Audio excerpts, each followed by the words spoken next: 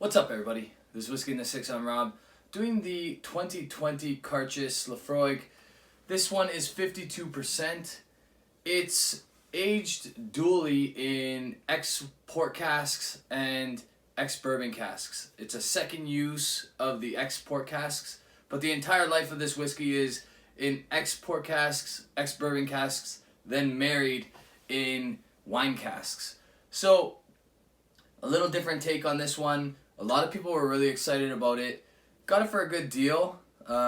These are going for just north of $100 Canadian in most parts of Canada. If you can get your hands on them, they sell out very, very quickly. I was lucky enough to get it. Gonna nose it, taste it, give it a mark.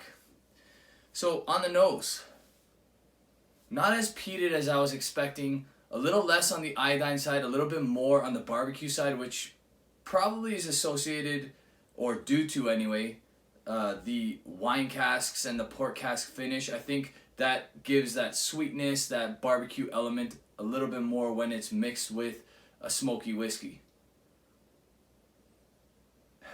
It's like a very toned down version of an Octomore. Very light smoke in this one, but still kind of those barbecue elements. There is a little bit of iodine, but not a whole lot. It actually like tapers more into the like raspberry notes, some other dark berry kind of notes. Very nice nose, very pleasant. Maybe some like light milk chocolate notes. Really like the nose on this one. It doesn't smell like it's 52 ABV. Obviously, I would think they brought that down. This is not cask strength, I wouldn't think. But, I mean, it could be. It's possible.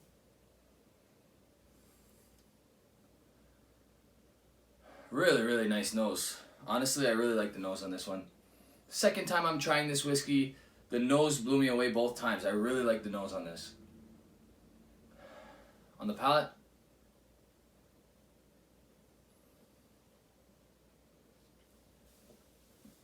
okay, so again, get a little bit more iodine on the palate here, but a lot lighter than you would expect. There's some medicinal notes here. A little less barbecue on the palate than on the nose, for sure. Really nice.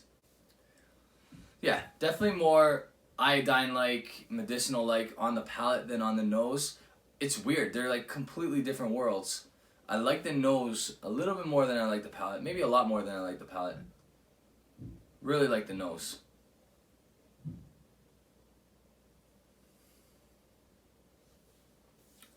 So 52%, easily drinkable at 52%. There's a nice viscosity here.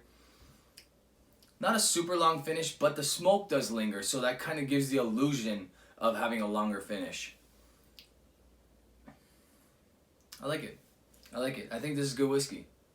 Great deal at retail, about just north of $100 Canadian. Like I said, these are going for extremely high prices in the secondary market, especially on the Facebook lottos and all that stuff.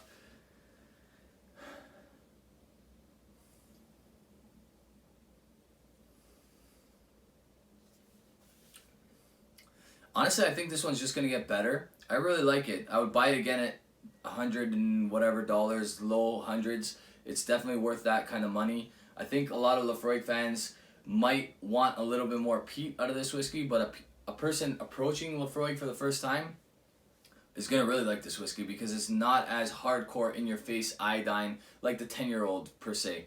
And I'm not talking about the 10-year-old cask strength, I'm talking about the standard 10-year-old. Really good. I like it. I'm somewhere between an 86 and an 88 here, so I'm going to stick with an 87. But because it's very reasonable at retail, I would say definitely buy this whiskey. It's really good, especially if you like a little bit of Islay peat. That's it for me, guys. Hope you liked this video. If you did, give it a thumbs up. If you really liked the video, you can hit the subscribe button if you haven't already. Hit the bell to get notifications for when I release a video. You can check our podcast out, The Whiskey Rant, on all places where you get your podcast. And you can support this channel if you really like it on Patreon. Cheers.